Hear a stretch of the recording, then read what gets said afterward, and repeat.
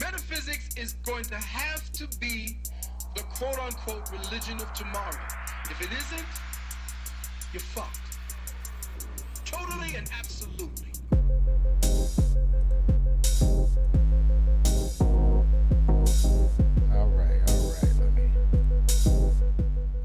All right. And we are live.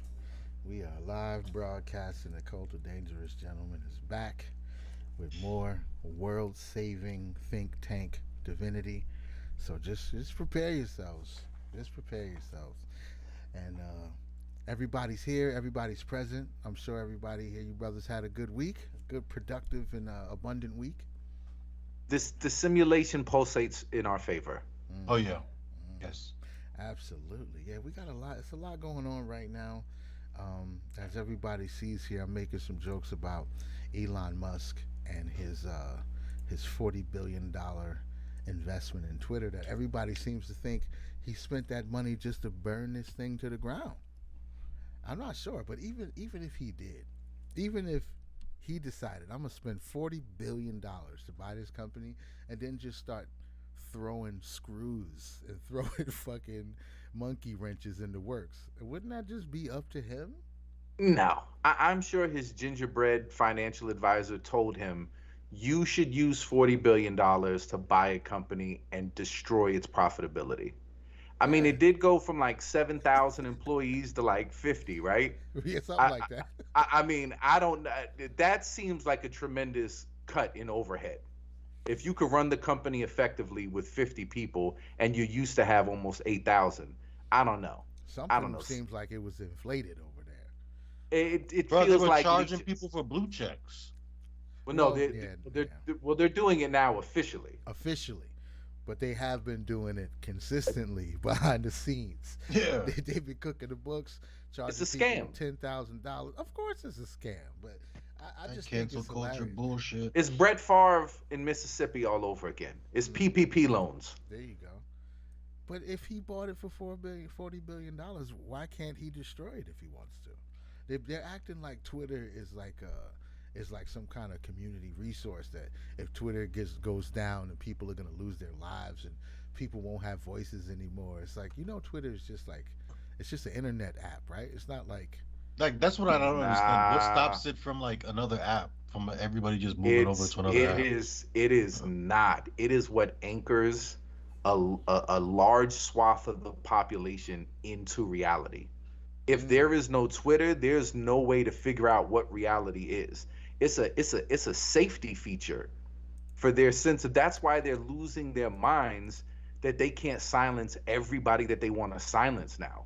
That they can't just in a very authoritarian way define the narrative for everybody else because that's ultimately what Twitter became. News agencies were taking their cue from Twitter. The government was tapping on Twitter's shoulder. Hey, you need to say this shit. You need to get rid of this shit.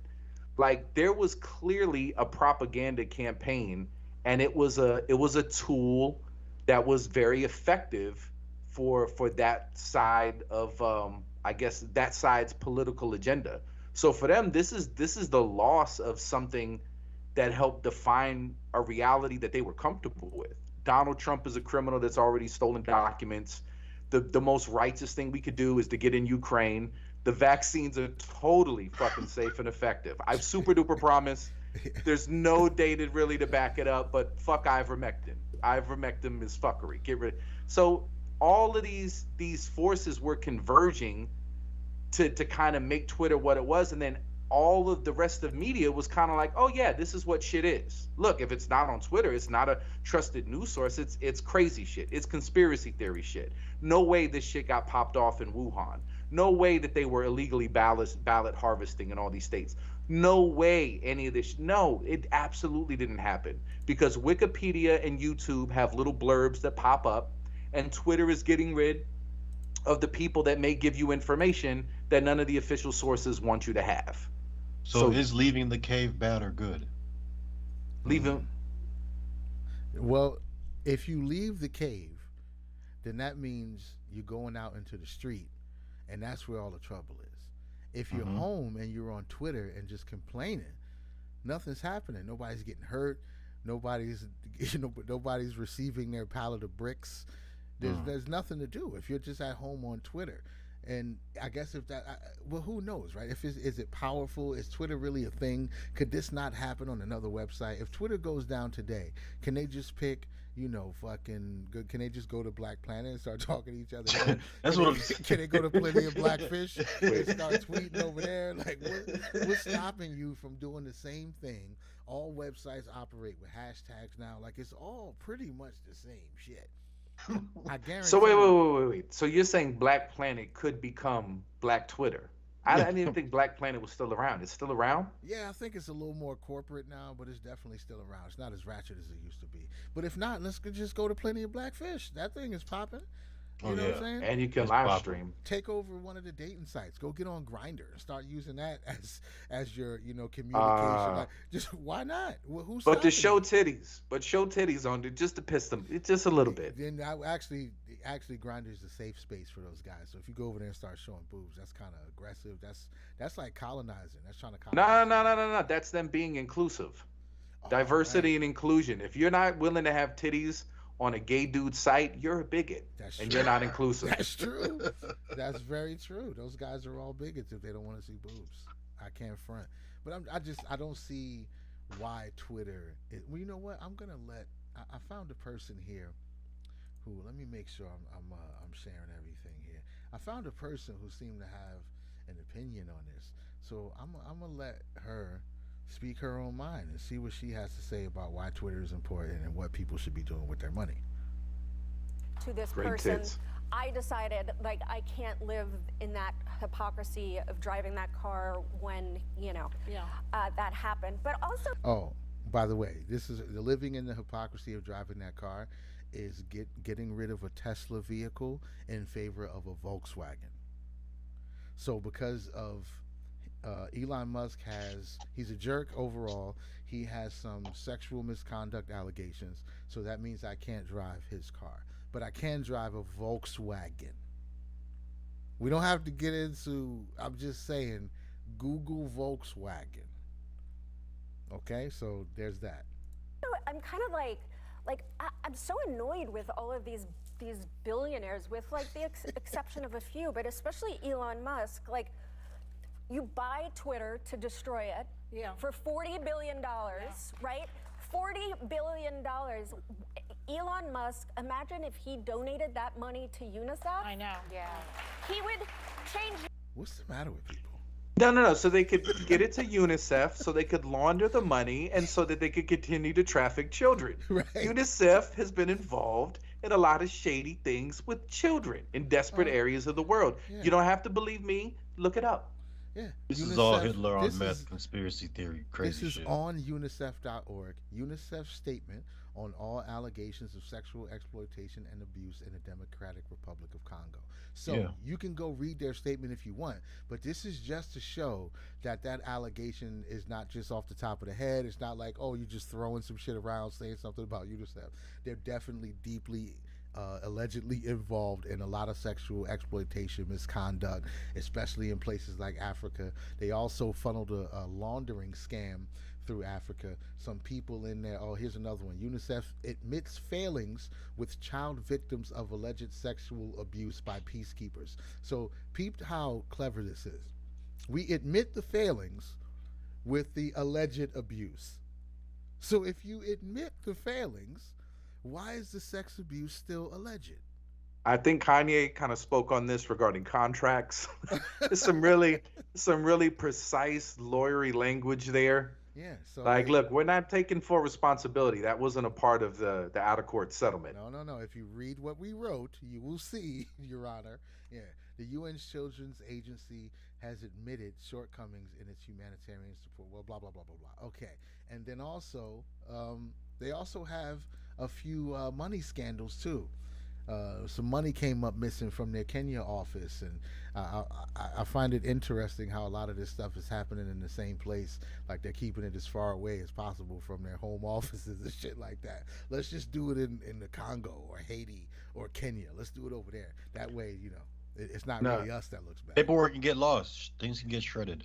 Look, no computer data, nothing. I'd rather I'd rather the money go to free speech than molesting children. I'm not a preacher. I'm not trying to moralize anyone, okay? I'm just saying for me, if you give me a choice, we can spend $40 billion on free speech, or we can spend $40 billion on laundering money and diddling kids. I'm going with plan A. But what Just if? me. But what if? I don't want to be preachy. But what if people who aren't black say the N word? I'm equally as concerned. Because if you open Is that it the up right for, answer? if you open Yeah. it up for free speech, if you allow Twitter to be completely free and you don't censor anybody, then how are you going to stop people of color by being harassed when other people outside of their communities call them words that they call themselves? It's a mean world, and people are gonna say mean things, and Well, this is just I know black people are going to say mean things. That's fine. Mayo monkey, cracker, like all that's fine. chalk demon, Chalk moon demon, crickets, all of that. That's fine. Have you ever been called a cracker? snow Yakub? bunnies. Oh, absolutely! I grew up playing basketball and rapping in ciphers. Oh yes. Of course, Oh, people yeah. called me a cracker. Did it make you sad? Not the first time. The first time that you get it and you realize, like, man, all these guys I really like hate me just because of the color of my skin. Believe it or not, it's really fucking hurtful. But then you start getting calloused. I had a black coach that like took me to the side and kind of smacked me over the head, like, bitch, stop showing them you're weak. You can't do that. You can't show your feelings. But why is it so mean? It's every 12-year-old needs to learn it. It makes you a better person. You have to, but so of course people say, but so what? This is the whole fucking stupid shit about it. Is with the whole free speech thing, okay, people are gonna say Rogan, hashtag Rogan, make it a thing. Read it backwards if you want the original word, but it's there. But the fact is that we're all pretending that we don't know that language being policed is just a tool to silence people.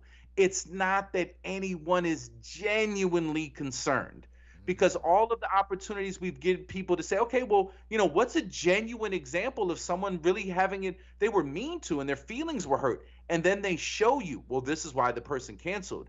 And you're like, that's a perfectly reasonable thing to say. It's not tactful, but it's authentic. It's not a threat. It doesn't break the law. There's 230 protections that Twitter's not going to be held responsible. Look, sometimes comments are going to get a little bit shooty. It's going to happen if you have free speech. But if you don't care, you don't care. And if somebody's not making a compelling argument, they're not going to make a compelling argument. And the best thing is you have an equal platform to hop up and point out this person is an idiot. So, for example, this beautiful aged woman. Who is this white lady, by the way? That is Alyssa Milano from Charles in Charge and Charmed.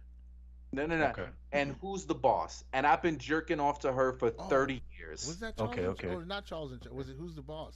It said was Charles in Who's the Charge. Boss. All the white ladies are looking the same to you, and that's okay. There's no judgment My here. bad. It's all right. Listen, you get a Yakubian pass. Oh, It's okay, totally wait. fine. In my favor, it wasn't the lady. She made a cameo on Charles in Charge or something, maybe. She did? Okay, so I'm in the clear. I was actually confusing the Charles and the guy from Who's the Boss. That's what it was.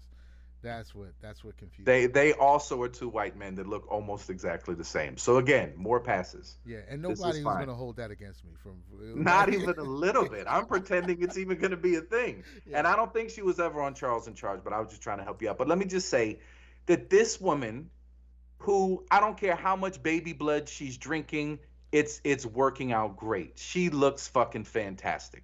But she's going to say something incredibly stupid. Yep. And we, who have far less power and influence, have an opportunity to use the same public platforms available to point out that she's saying something stupid.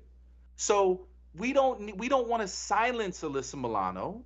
We want Alyssa Milano to have the availability to say what she really thinks, and then for all of us to critique it. That's how this thing should work for everybody. And if you have white dudes that are just going around and they're ecstatic to be able to say Rogan unchecked, how influential do you think they're going to organically be? How much is it going to be? How long before the novelty of it wears off and nobody cares because they're not getting attention for it. It's only a way to get a rise out of people and get attention now because we've made it so taboo. Because we've made it so taboo, people are just dying to run out and say it. But look, I'm going to say it here. We need some Rogans. We need some Trikes. Okay, you can figure that out. You can move some letters around, change some things. Rogans. Trikes and Rogans. Rogan stole my trike. Listen. A Rogan is not going to steal your trike. Or a trike. A trike. Yeah. Wait, hold on. A trike is going to get the trike to a Rogan and charge an inordinate amount of interest. That's how that's going to work. But if we got to just say different words and we mean the same thing, just so people can get over it, fuck it. You keep making that shit a sacred word. You keep making that shit something special that is as soon as you let the fucking power get away from all of these terms, oh look, it's more BitChute comments. Apparently Kike is being thrown around with reckless abandon. Okay, and nobody cares, and they're not influential. And people that are having influential, interesting conversations, right? Productive conversations that are moving humanity forward, those people are going to naturally gain more attention. That's on the culture of free speech, of whatever Twitter is going to be organically, to figure out who deserves that kind of notoriety and who doesn't. I am not at all concerned about the BitChute comment community. There's too many people on here having productive, engaging conversations. I think we'll be surprised at how little interest there is. But we don't know what Twitter's actually going to look like because we've spent so long with it being in the public eye and being very egregiously curated in a very unfair manner. So we don't know what real speech is going to look like, free speech in an area where there's productive conversations happening. The reason why BitChute is so weird and BitChute, comments are so out of left field is because you've exiled all of those people to one area. Yeah. So you have nothing. All Twitter would be, if you let it happen naturally, is the BitChute community would have their own little niche community. It would not be running the Twitter sphere like you think. And you don't have to suppress its hashtags. You don't have to lie about what's trending. It would organically happen because I talk to people. Right. Do you understand what I'm saying? Like, people just have these imaginary people in their head that as soon as you make free speech, that they're just, really? That's the people? Nah. I just don't see it. But last thing on Alyssa Milano. Again, great tits, amazing. She's aging Allegedly. so well. I don't care.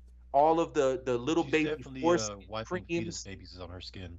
Yeah, the little baby snippets. That's fine.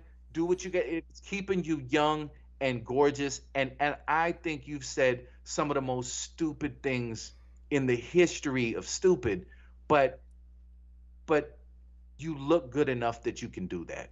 You're a pretty bitch. You're supposed to say stupid shit. And we're just pointing it out because for some reason you have a place of relevancy in a thoughtful conversation, but because you stepped into the arena and said your comment, like, that's why. It's not to be mean to you. It's not to harass you.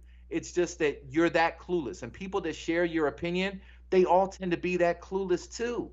And you guys are holding humanity back from being able to have productive conversations to move capital and energy in a way that's going to improve everybody's life, because you're forcing everybody to be obsessed about minuscule shit that doesn't matter. So that's the reason behind it. And please, I'm sorry. No, yeah, she has to speak her piece because she's been a UNICEF ambassador for 20 years.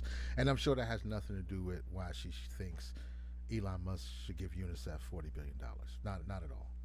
The world, there would be no hunger. He could go in his pocket and donate that money. He could go in his pocket. I don't think these people understand finances, but let me continue. And it wouldn't cost $40 billion. But these guys, By the way, there are loads of electric cars coming on the market. That's not the only one. And inexpensive ones as well. This is a good part right here.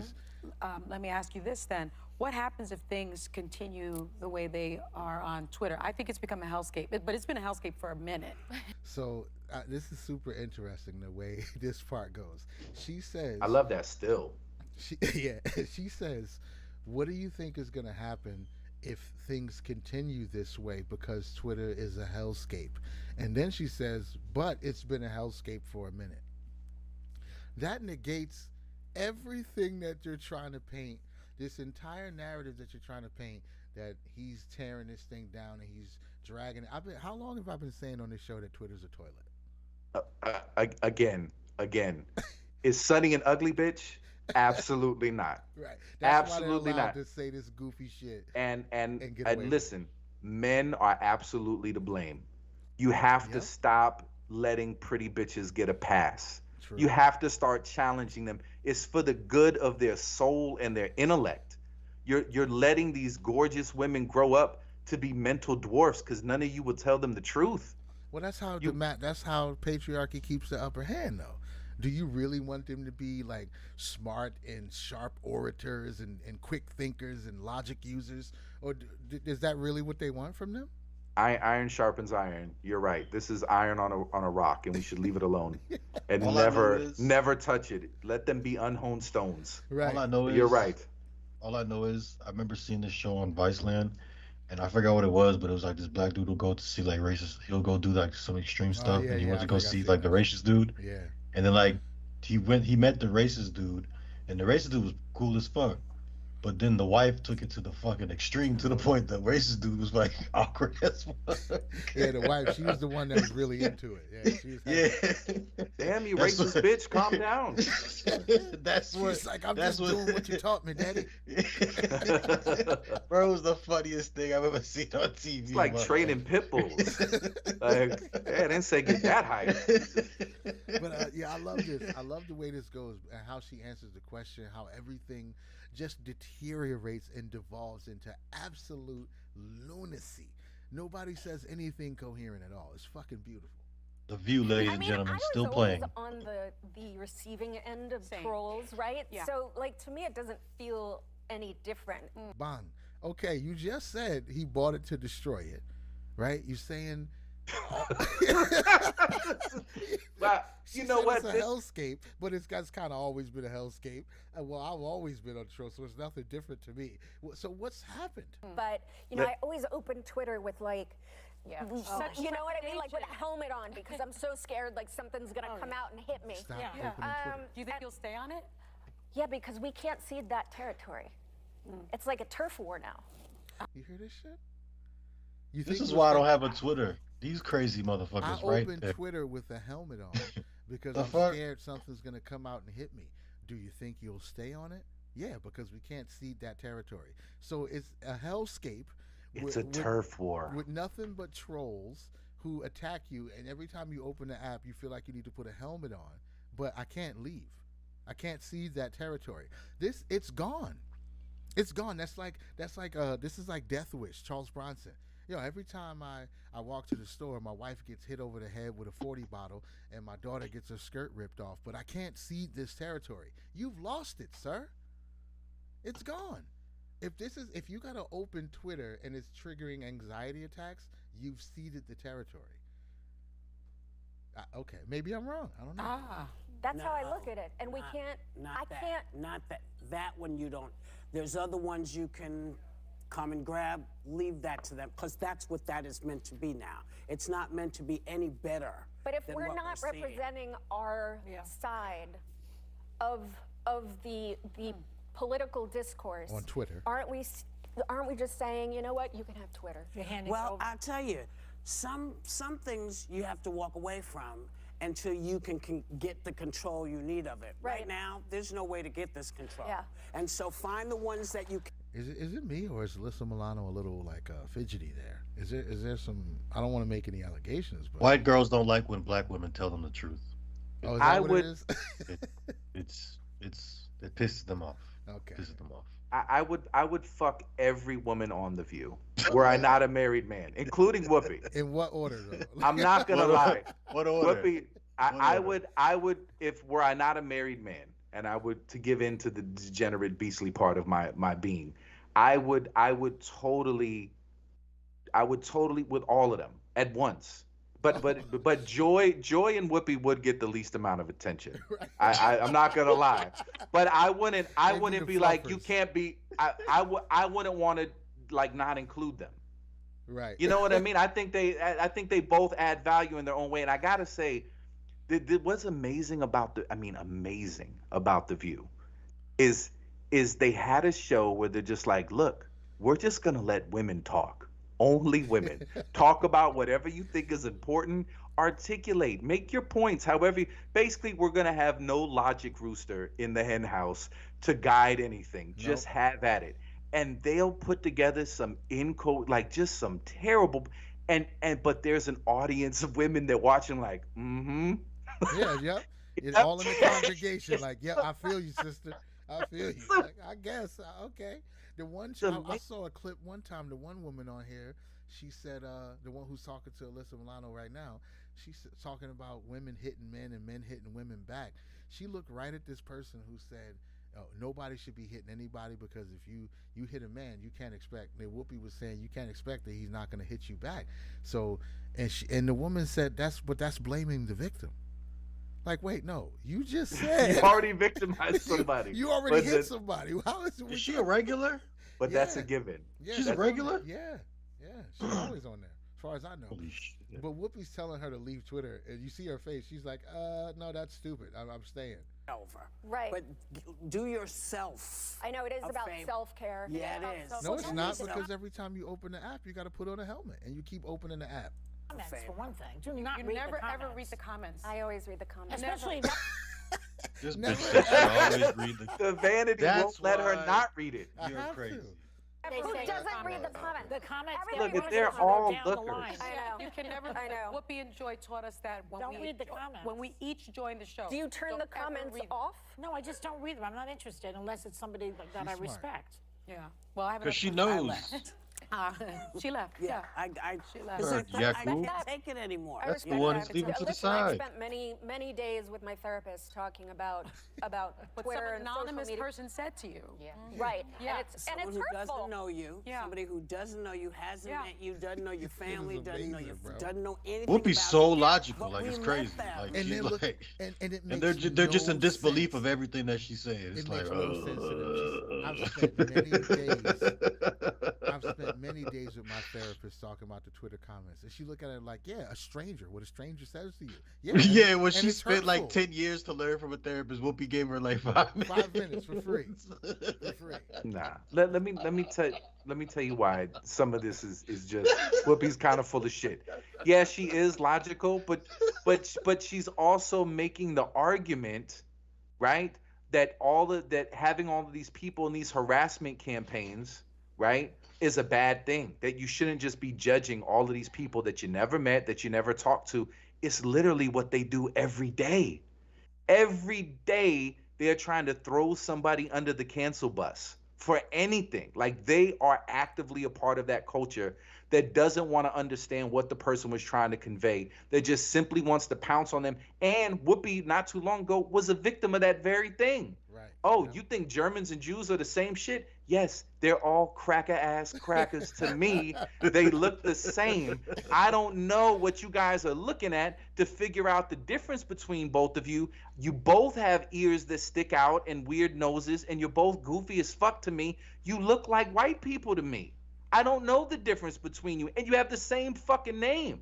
Yeah. You could be a Stein or a Berg. You could be Jewish. You could be German. How am I to know the difference? No way to know. And nobody wanted to try to figure out, oh, bitch, you said some shit you can't say. Fuck you. And everybody just, so you would think with her making that statement that she would actually know what it means to be on the receiving end of that and have some empathy, but they don't. They only see it as, oh my gosh, what we go through, what we have to be subjected to. But that never pops up when you're actively doing it to somebody. Trying not, you guys are still saying Trump said white supremacists were very fine people.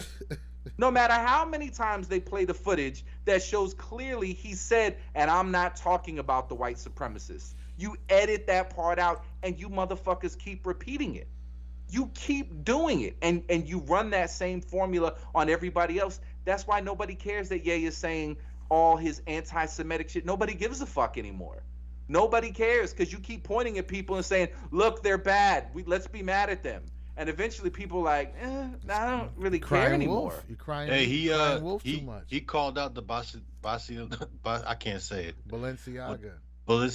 Bro, it's so bad in POBF. It's so bad. They're talking about they pay child porn shit. I'm like, that's not what really happened. It's Latin for I'll Baal is dude. It's Latin for Baal is the king.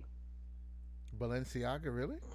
Balenciaga. Go ahead. Pull up Google real quick. All I know is niggas in the hood who wearing orthopedic shoes. And we're gonna you could use Google Translate. That's all I know.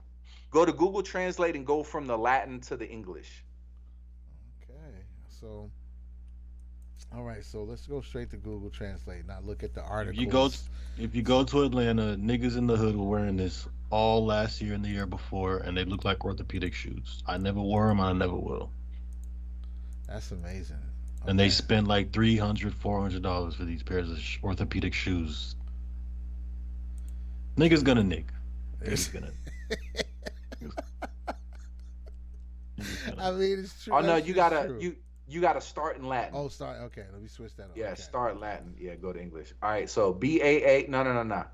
BAAL space ENCI space AGA.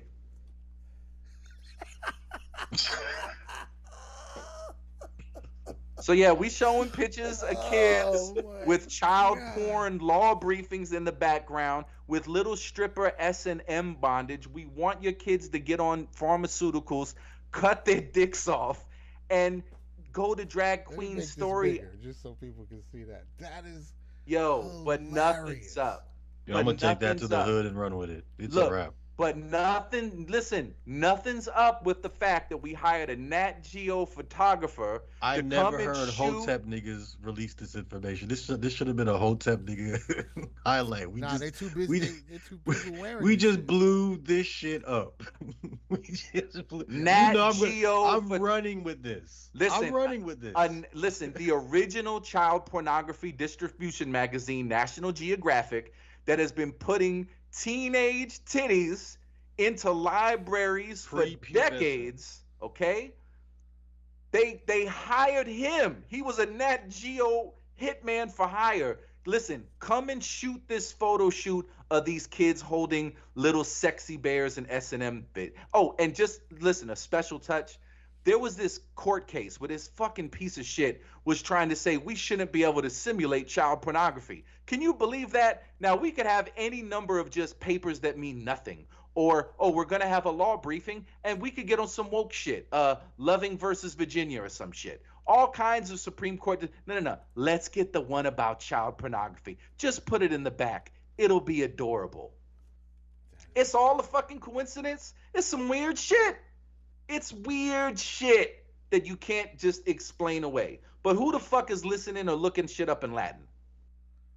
Gosh, this is what they doing. Not if gotta put it on TikTok. When you hear Balenciaga, you gotta make a TikTok video of this. Listen, you think it's some Italian shit. Balenciaga, it sounds like some shit that some European dudes would be saying in a fruity accent. But fuck, damn. That's weird.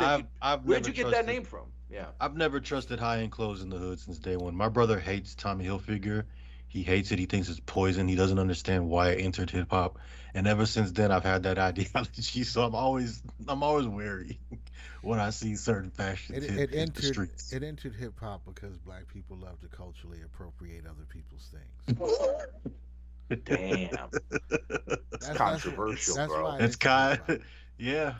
Yeah, that's why I can't. As the holder of blackness, I have no rebuttal for this. You know how difficult it was for Carl Kanai and people like that to get cracking at first because nobody cared about that shit. Everybody just wanted to wear other people's stuff.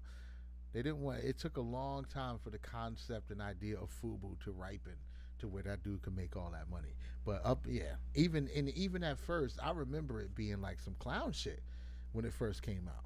It wasn't like instant respect. Oh, we got a black brand by somebody in the hip hop community. It was like, nah, the fuck is FUBU, son?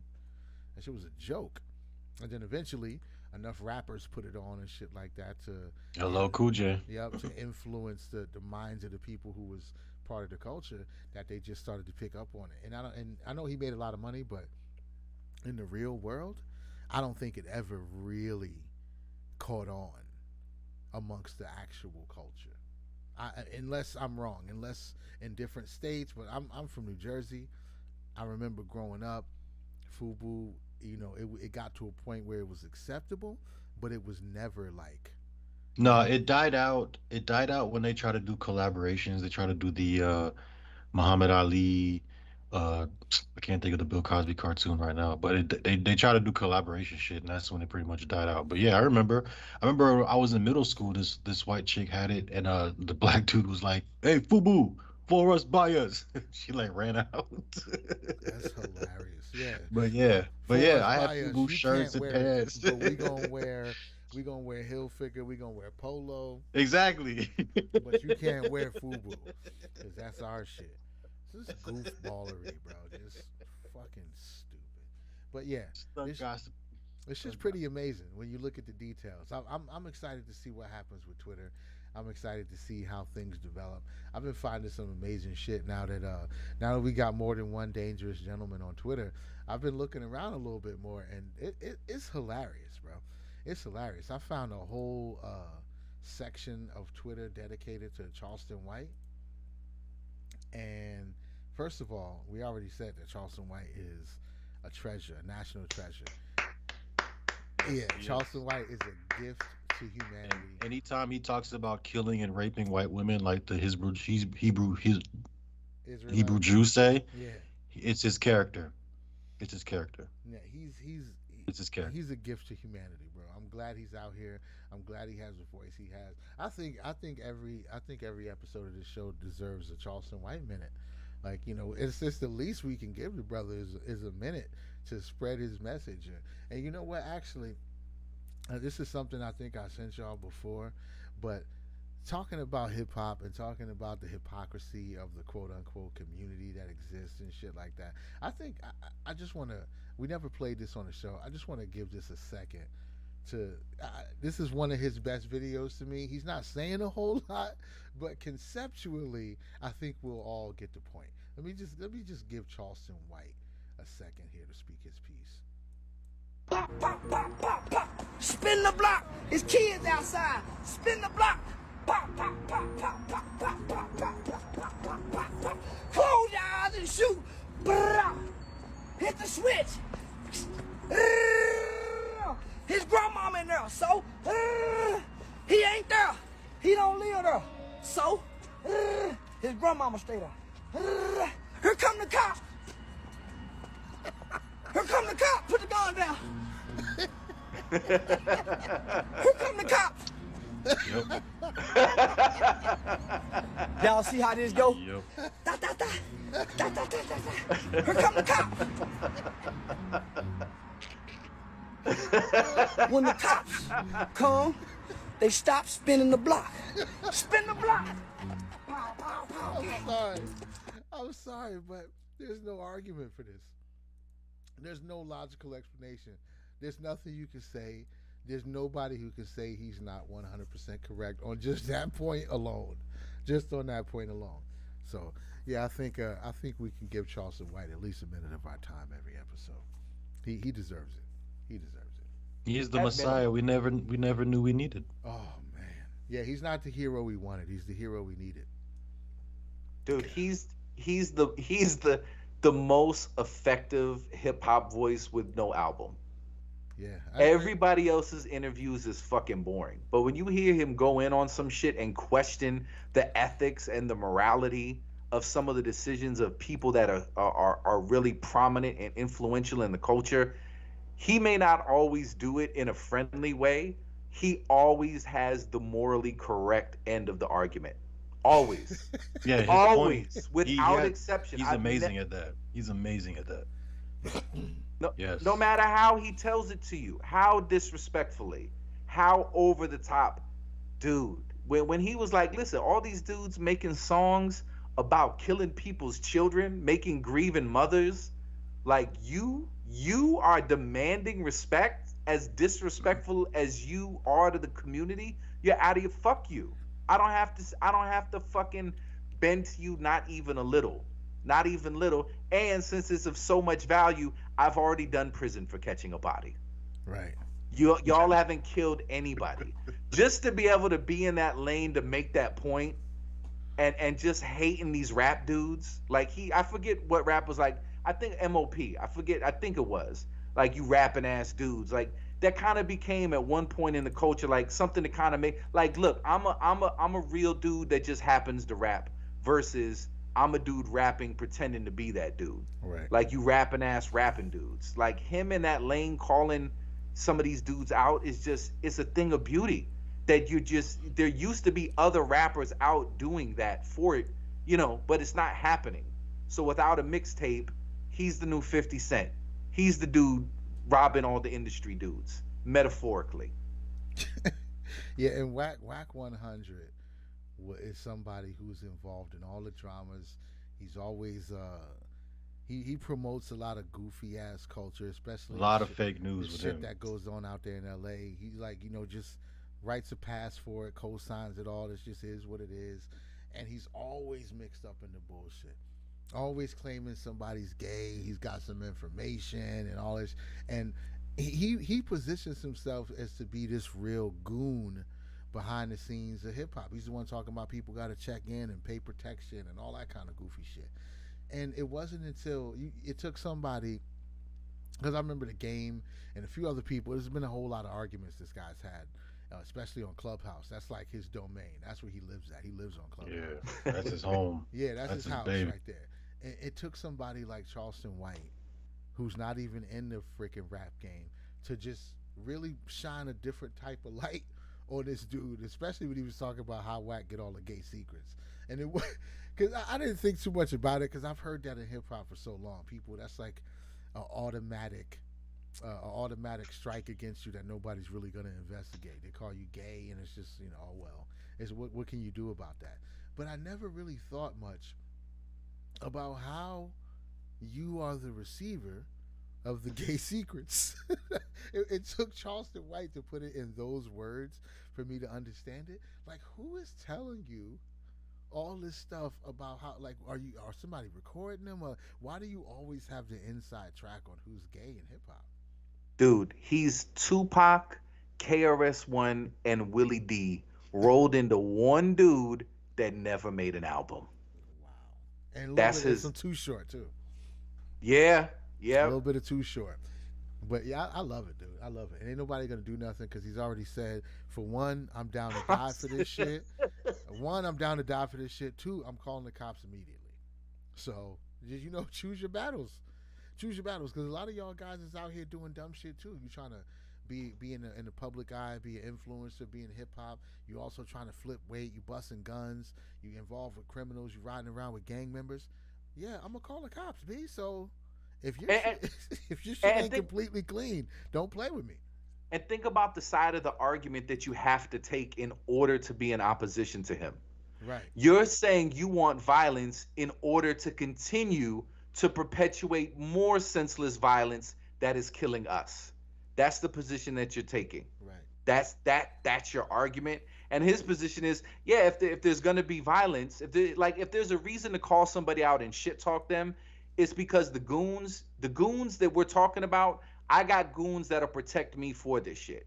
What are your goons fighting for? So we can keep killing each other? Or my goons are willing to kill your goons because we want the fucking bullshit to stop and to stop senseless. Like, you have to take a ridiculous moral position to just not be immediately on his side. Yeah. Like, he's trying to stop future fucking statistics. You're making the murder jingles amplifying the statistics. You have such a low moral position to start off with the argument. So when he starts talking, and I don't know that anybody on the internet can talk shit like him. The man can talk amazing shit. He's fucking up the game. Like the old head games, like these guys were coming out of jail thinking they're gonna go on YouTube. He's fucking all them up. Right. All of them. That he's lane fucking is all of them up. The dude The dude that was related to Baby from Cash Money, who did like murder charge and shit like that. He was trying. He said it on his YouTube. He's like, I'm trying to get my 15 minutes in. Charleston White taking everything. I can't do shit about it Yeah, because dude. Charleston White is like he's better and quicker at it. The lane He's is better and quick. collapsing, and it should. Yeah.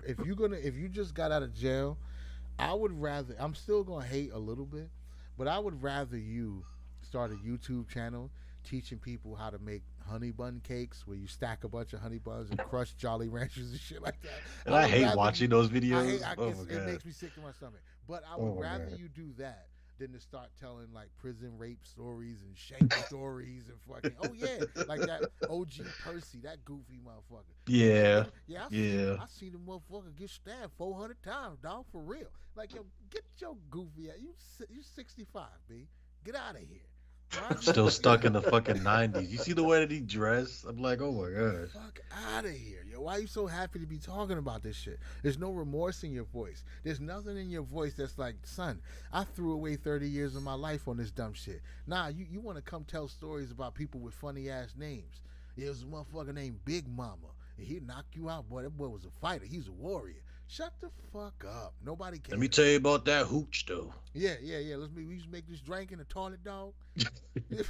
nobody with half a brain want to hear that shit, B. Get out of here. I'm glad Charleston White is destroying that lane because nobody wants to hear that shit. He's making them look like goofballs. Yeah. If you want, the only people who are allowed to do that is white folks. White folks can have it. If you Jake 1080 Jake, he can have it. Let him have that game.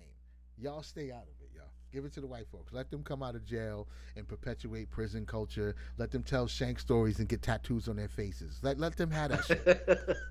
Let them It's have that their shit. time. It's It's their their time. time now. Let him have it. Pass the rock, Let him have B. it. Pass the rock. Pass it. For real. You had it for long enough. You've been hot dogging long enough. Pass the rock. Pull your pants up and go buy some stocks. Stop talking shit. I don't know, man. This shit gets me heated sometimes. Listening to all these goofballs but like I said, it's good that he's here to offer an alternative view, and he's doing it in a way where he sounds slick. You know what I'm saying? He put some stank on it, spice it up for you, make it funny. Bro, and that's he's what fucking people need. wild. Yeah, He's is. fucking wild. He was going in for 10 minutes. How he wishes to rape white women. When God comes down, he wishes to eat. Every day he dreams about eating white babies. And the comment section was going in talking about he's telling the truth. He's telling the truth. And then he just turned on the light talking about, I'm sorry, that's just my character. Yeah, he be wilding, bro. He knows how to play the game. I was God. I seen him I was talking. God. I seen him talking I once was about. God. He said if he ever gets in any trouble, he knows about some unsolved murders. he said he knows about some unsolved murders that he gonna tell. If I ever get in trouble, I'm just gonna, I'm good. I got a trump card I can pull. I got a couple people did some unsolved murders, and I'm gonna tell it all. And I was just like, I ain't even mad. That's bro. basically what happened with Baby's brother-in-law. That's what he did because he actually murdered people, but he got a way to get out of jail.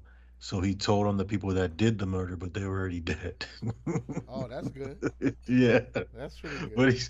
but he's still shunned in the hood community. But they're too scared to shun him because he's actually killed people. Yeah, you can't shut him if he actually kill people. It's like, which one? Do we want to kill her? Like you or can't do- really like deny his street mentality. Nah, he's a if he real actually killer, and murdered he's a snitch. Which one carries more weight? Are you gonna be the one to call him a snitch? Go ahead. That's hilarious, bro. Actually, Yeah, I found man. this one. I want to play a little bit of this real quick. Then we can move on to these other topics. I know we got some other important topics, especially Kanye on Alex Jones. I definitely want to hear some more about that. But I did find this one with Charleston White talking about the unsolved murders. Cases.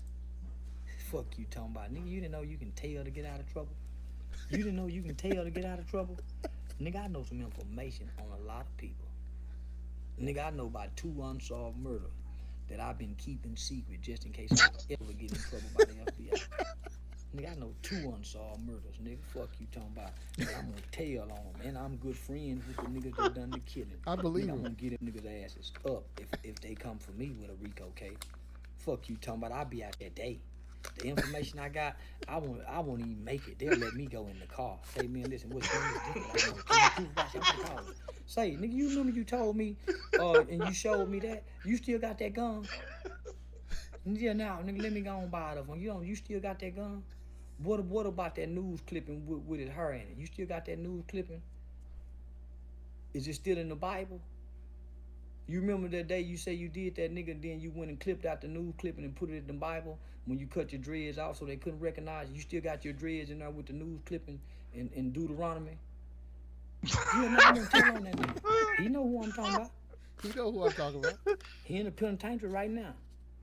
He in prison right now. He got about 10 more years. So he better not hope I ever don't get in no trouble, because he ain't never getting out. So this nigga know. His family know who I'm talking about too. Nigga, when he killed that boy, he went in because he was friends with the nigga. He went and clipped out the newspaper clipping and cut his dreads because they had the description of his dread. He kept one little piece of dread and put it with the news clipping and put it in the Bible, and it's Deuteronomy. That sounds like a fucking ritual. What the Dude, fuck? I'll tell you, I believe That it. sounds So wild let the as motherfucker fuck. come get me. I'm gonna That kill sounds like a him. whole Nigga, I fucking don't give a damn. ritual. Nigga, I know how to get out of trouble. I mean, Don't you know you can tell to get out of trouble? Oh shit. You ain't know that, bro? Yeah, I Nah, love- dude, I love it. he is a real to life street genius. He's a street genius without a fucking doubt. That's an amalgamation of a bunch of different stories. I bet you. His I bet story's you he didn't get in amazing, too. right, but he weaved it and sold it like it was it's absolutely convincing. The way he lays it out with that detail just to talk shit. Like, look, there's no dry snitching. There's no pointing in the right direction. Oh, no. Not only am I going to give them every conceivable detail I can come up with, I'm going to call you immediately to get the confession. Yeah, the moment I'm in trouble. He said they'll let me go in the car. I ain't even gonna make it to jail. They're gonna let me go in the car. Dude, I love if it. I Ye love becomes president, this dude is in charge of HUD. He's going to start the Start Snitching campaign. He definitely needs to be in charge of HUD. Like Definitely. make PSAs or even the NSA. He's got all these relationships with law enforcement. Like, I guarantee you immediately the relationship between the police and the community gets better overnight. Oh, look at that. That's a thing of beauty. Bro, so yeah, I watched a little bit of it. I wanted to record it, and I was like, I didn't realize, I was so mesmerized. I realized I had watched like 20 minutes of it before I even recorded. But yeah, this dude's amazing, bro. Can I ask a question before we go deep into the InfoWars interview? What was the big hubbub of him walking out of the last dude's interview? What was the big hubbub about that? It wasn't a hubbub. So here's the thing. Basically, Kanye is digital Jesus, and he's resurrected the canceled souls that have been banned from the internet. So Milo Yiannopoulos is a very controversial gay right-wing voice. Who was amassing a huge following, to my understanding, on Twitter, but then he I guess there was something with like Leslie Jones, and they found a reason to ban him. This is Kanye's campaign manager, and then I don't know if you know who Nick Fuentes is, but he's the dude. Yeah, I know. Yeah, so I mean, dude, it's a joke. Roseanne Barr showed up on a cover of a magazine with a Hitler mustache and gingerbread cookies. She sure did. Everybody got the joke, and she got shit back then, but it was clear, like, no reasonable person looks at that and is like, this bitch wants to have Holocaust Part 2 Electric Boogaloo. She wants it. This is what she's conveying. No, it's outrageous and over the top and so offensively tone deaf that it becomes silly and funny in that, you know what I mean? Like, but so he basically did the 20 whatever version of that and was like, look, I don't know if there'd be enough ovens to cook that many gingerbread. So technically he's not even a Holocaust denier by that joke. He's just saying maybe the numbers are inflated. I'm not saying it didn't happen. I just don't think there was that many gingerbread, which, by the way, is the new slang for Eastern European Jews. Absolutely need to be They asked gingerbread. for it. Listen, because we only consider you Jewish if you have family that went through the Holocaust. If you're a Ugandan Jew, an Ethiopian Jew, any other kind of Jew, you know what we mean. You're not a Holocauster, you're out. And I think a good qualifier, Kyrie and Kanye can be Jew, and I think will be gingerbreads. Gingerbreads or gingerbread Jews, whatever you want to do. Yeah, she did a whole photo shoot, bro. She wasn't playing. She got burnt. gingerbread cookies, the armband, the mustache, And nobody The stopped haircut. anybody. It the just kept going. haircut, and nobody can say nothing. She's smiling right in the camera, bro. What you gonna do? Right, but this dude who's gone out there and made some really compelling and intelligent arguments on whether you agree with his political disposition or not. He's gone out there and been a voice for what he believes. And because he was so effective at doing that, and that's really what his censorship was about, everybody was pretending that his gingerbread joke was right now people are like, "Oh, he's a known anti-Semite." He's a known anti-Semite because he made a gingerbread joke. Like this is just unreasonably silly. So, and this dude, I don't know what capacity he's working in, but he's with Kanye as something, as an advisor, just going around with him. He's been in the interview. So Kanye showed up, and this is supposed to be a huge thing because they had dinner with Trump. They had dinner with Trump, and now Trump was getting shit because they're like, "Oh, you had dinner with a white supremacist." Because again, Nick Fuentes has been banned. He's banned. He's persona non grata. Nobody can fuck with him. He's considered toxic. And so Timcast was the first interview after that to figure out, yo, what happened? Because clearly he wants to run for president, right? And he's assembling a team of the people that are going to help his run, right? And Nick's wearing a Yay 24. So they were going on Timcast to explain after that event, and it lasted about 10 minutes. It lasted about 10 minutes. There wasn't any hubbub. It was a big nothing burger. It was nothing. It could have been what today's interview was. But as soon as it happened, Tim Pool's great at what he does.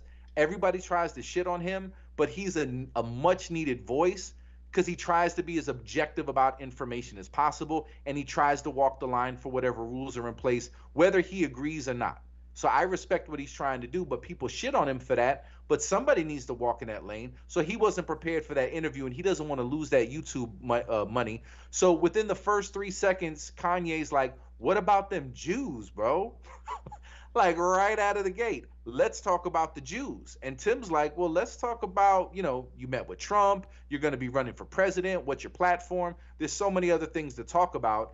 And it just started there. And I think they were looking for an opportunity to do some gingerbread trolling, and because Timcast is so safe about that kind of shit, as they have to be in this environment, Ye was just like, "Fuck it, we're out." Well, the moment that he walked out, it seemed like Tim Pool was trying to agree with him. He was trying to like smooth it out, and he was like, "No, they have treated you unfairly." And Kanye said, "Who's they though?" And Tim was like, "Well, pushing him. And he was like, "I'm out, bro. You bullshit. you just said they have treated you unfairly. What do you mean by they?" And then he just started fumbling over his words. And honestly, if you're willing to admit that someone treated me unfairly, and you're willing to label them under the whole moniker of they, but when I ask you to drill down into who is they, then you start fumbling. Yeah, hey, maybe not walk out, but I see where this is going. That's kind of fair. I see where this is going. You about to turn into a buck dancer right now. Well, but people have tried to control him now for so long. Like, he's just at the place like, "Dude, I've lost billions of dollars. Everybody has shitted on me and ostracized me and attacked me publicly. Like, because I'm refusing to have reality framed for me. I'm not going to accept your framing of reality for me." So I think you hit the nail right on the head. He sensed that because you're trying to satisfy these YouTube censors and advertisers, you're going to try to force me into this narrative and this way of speaking about things that I don't even care to indulge anymore at this point. Right. Yeah, they're playing games. Who's they? That's a pretty simple question too, because I'm not trying to get you to agree with my psychosis or look what they did to me. You just said they treated me unfairly. So the fact that they treated me unfairly, who are you trying to protect? Let's just be real about it. Who treated me unfairly? Say the name. Okay, let's go then. We out. I ain't mad at him. That's one of the first times I've seen Tim Pool do something like that. But it's also one of the first times I've seen him on this topic. I've never seen him talk about what Nick Fuentes said. I've never seen him in this area of discussion. So to see him start fumbling right now, you could tell he was doing the math about his own career. Absolutely. He agreed Absolutely. with what he was saying. You were agreeing with me, but you started doing some division and some subtraction about how bad could they fuck me over if I actually say this. I see what they just did to him. He knows that he's nowhere near as influential or as powerful or as financially stable as Kanye is, and they Right. just put his ass through the ringer. So you know they done swatted Tim Pool like 3 times already or something like that. Oh, So more than that. And so and just and imagine. yeah, and why wouldn't he exercise that kind of caution in this environment? Like I think it's unreasonable to ask him to sacrifice him. Like Ye is on a special journey that he's chosen for himself. You know, whatever happened in his life that brought him to this point, he said, "Look, I'm willing to ride this thing until it absolutely crashes and burns. I don't give a fuck. Like whatever it takes. Take whatever away from me, besmirch my good name however you want, cancel my opportunities, try to hospitalize me, use the media to defame me nonstop. Whatever you're going to do, I don't care. Like I'm not backing down from this." And so I don't know. It's unreasonable, I think, to expect everybody else right out of the gate to do that. Like I want to give Tim Pool his due respect because even having Nick Fuentes on there is, dude, that in itself is risky. Remember, when Alex Jones was banned from everything, Tim Pool was one of the first people or one of the people on one of the biggest platforms to say, "Look, I'm gonna bring him on. I'm going to bring him on." And one of the times he brought him out on, he got like a strike or got a video flagged or something. So, he was willing to put up a lot of money and a lot of people financially he creates jobs for at risk to try to do, you know what I mean? So he has a really, difficult line to walk, man. Yeah, I don't blame him. You know what I'm saying? But I definitely understand why Kanye would walk out in that moment because it's like he's at this place right now. It seems like where, of course, a lot of people want to hear. Technically, they want to hear what he has to say, but they know how hot it is right now with him. Some people will virtue signal by staying away from him, by canceling interviews. Yep. Other people will try to make a come up off the popularity because they do agree a little bit. So they'll bring him on the show and get that little bit of influx of attention and eyeballs on their shit. But how far are you really willing to go? Are we just posturing so you can get some views, or do you really want to talk about this? And I think that's where the frustration might have come in, because it seems like you don't really want to talk about this. And like you said, I can't blame him. It's not like I blame him, but just don't bring him on the show. Just say your opinion or whatever, but to bring him on the show and fumble when the questions get asked, when he just asks you to double down on something you said, not even to co-sign some crazy shit he said. I'm just asking you to clarify your own point that you're making. Who was it that mistreated me? And he could have just said the media. Right, he could have, but he knew what he really meant. But even that is a loaded term, though, because of all of these things, right? He knew what he really meant. He fumbled the bag. Yeah, he did. He fumbled the bag. Yeah, but he also got a Kanye walkout. So that's not, it's not like that's It's a win, I it's guess. Still a win. That's how the internet works. You got internet points because you got him to walk out. And then since he walked out of your interview, now you also don't have to completely bear the brunt of having him on your show because he stormed out. So clearly, because you challenged him. Right. That's the about easy the spin. Right thing. I'm not even a spin doctor, and I know how to handle that one. Man, people are full of shit. I was talking to this like real life masseuse, and she was telling me how COVID put the business down. And I was like, that's weird because prostitution was up. So I don't know. I was just about to ask what kind of masseuse she was. Regular, everyday spa masseuse. Okay, and she said business was down. Business was down. I was like, prostitution was up. So COVID wasn't stopping interaction with people. Yeah, she's not massaging them right. Yeah, she ain't giving the right kind of massages, bitch. I don't know how she's starting them, but she definitely ain't ending them right. That's because if business was down during COVID, you dropped the ball, lady. Literally and booming. figuratively, you dropped the ball. People weren't wearing masks or nothing. Oh my goodness! Do people wear masks in the strip club? Oh, I was told too. A stripper, she said they were coming in deep, like it wasn't slowing down at all. I believe that. Stress will do that to you. You know, you got everything else all locked down, so you can go to strip club, bro. Yeah, and coke kills COVID. That's a That's known true. thing. Oh That's That's true. yes, science. That's true. That's just science. That's one of the best antibiotics that you can put in your nose. yes, yes. Soon as you That's get why, the sniffles, that's why Cubans are still alive to this day, Just because of coke, huh? just because of coke. plug it on up there. Your underrated coke, That's like still here. 85% of the Cuban diet. Straight up coke. Straight up coke. I love it. I love it. Yeah, Kanye. I ain't mad at him, dude. You got to do what you got to do. You know, Tim Pool. We still stand for you, Kanye. Yeah, We still stand for absolutely. you. Absolutely. And even Alex Jones. I was listening to the part that I was listening to. Even Alex Jones, he was like, okay, you're getting a little extra over here. Because I don't know if you can get banned. Can you get banned from band.video? Absolutely not. And make no mistake, this was the greatest event in the history of the internet so far.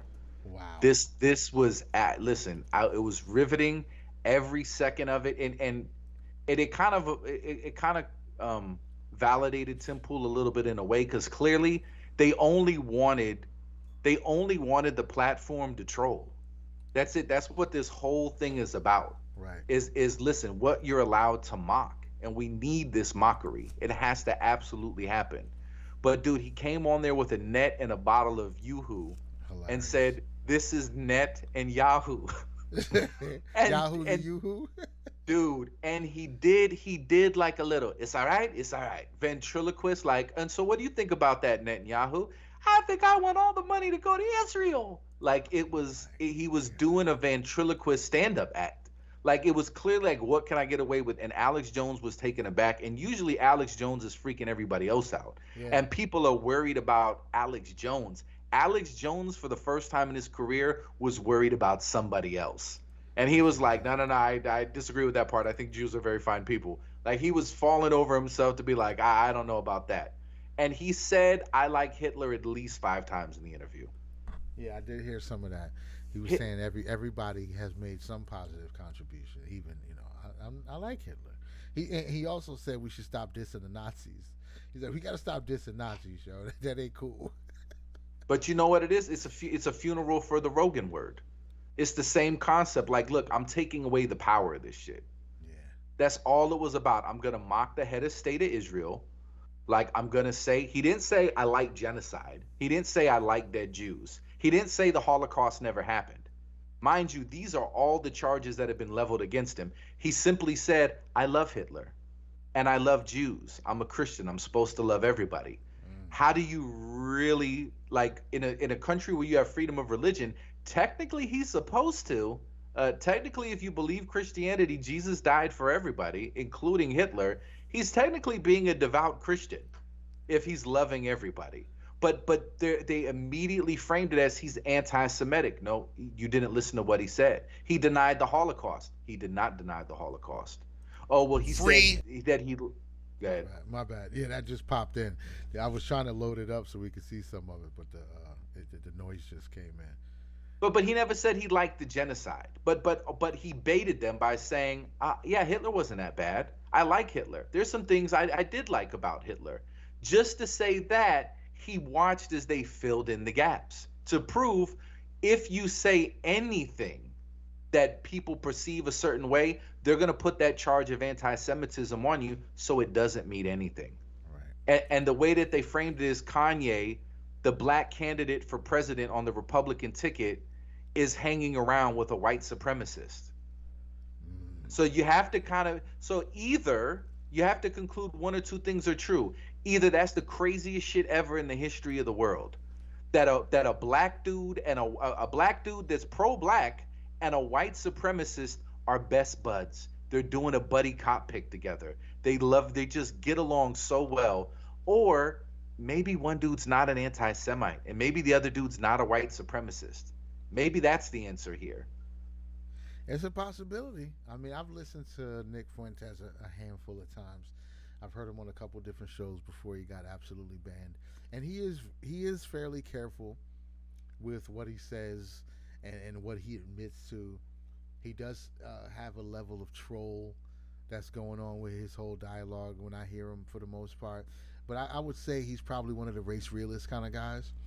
Absolutely. Which is, if you listen to them, the race realist people are a lot more difficult to debate than a straight up Nazi white supremacist, like any of those people. The ones who just self-identify as race realism, you're gonna have a harder time debating any of them.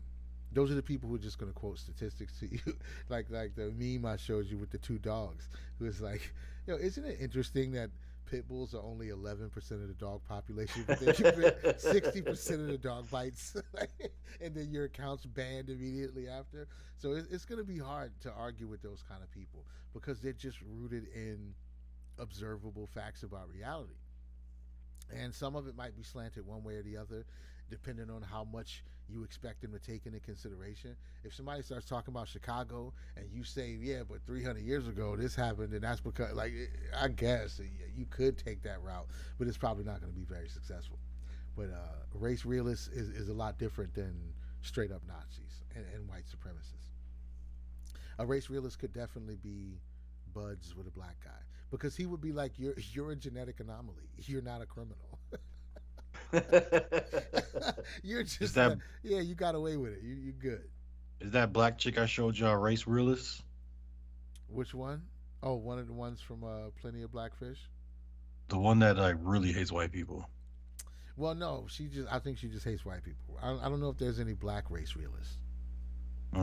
I think that's strictly a white designation for people who don't necessarily like the Nazi white supremacists. Is not enough for them to just say white people are the supreme existence on the planet. We're better than everybody else. That's not enough. They want to look at paperwork and shit like that. They want to be like, well, technically, look who's doing all the crime. Like that kind of shit. It's just rooted in statistics, worldview. That I think. I think, to be fair, I think like the Hoteps and the Moorish Science Temple and the NOI, they're a little bit. You could consider them almost like black race realists. They may come with like a different narrative, but it's still something along the lines of white people are distinct from us, and they are to a degree the source of our problems. That's like true. and we need to be separate from them. We have to have a movement. We have to organize, and this intermingling. Whatever the argument for the solution is. Their arguments seem to kind of fit the same description, even if they make them a little bit differently. Like, look, y'all were in caves, life was hard, you learned how to do all this crazy shit and then enslaved the world. Like, you're different from us. You got your Yakubian witty inventions. Yeah, that's true. That's definitely true. They just one is using older data, and one is using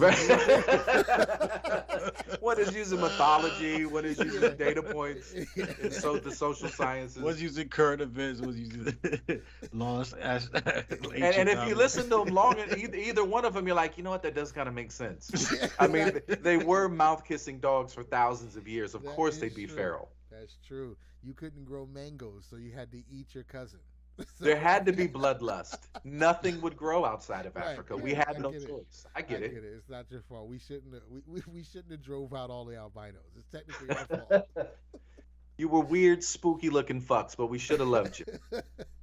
That's horrible. Yeah, see, so backwards. Band.video is definitely a well-dressed bitch shoot.